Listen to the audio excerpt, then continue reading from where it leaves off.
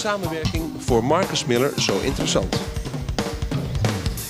Half the fun is just being with each of those guys and listening to the stories they tell.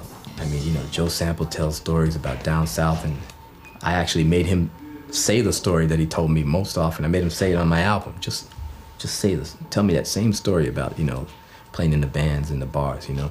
And Eric Clapton will tell you stories, man. And he's, you know, talking about guys like Jimi Hendrix. Like, oh yeah, and then Jimmy says, Jimi Hendrix you talking about? Yeah, Jimi Hendrix, you know, he's telling a story. You're going, oh my goodness, man. You know, Sanborn will do the same thing, talking about Woodstock. And, you know, and I'm sitting there like a little kid going, wow, man, you know.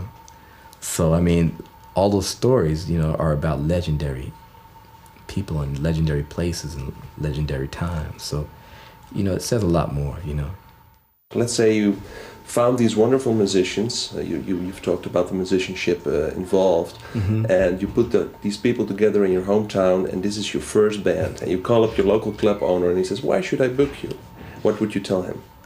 I'd say, man, this is a really good band. You know, the guitar player and saxophone player, they're these white guys who play like the most soulful music you ever heard. And they get a little loud, but you'll like it, you know?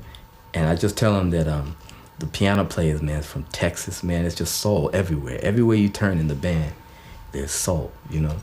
And I tell them, I predict that these guys are gonna go on to be the most famous musicians in the world, you know?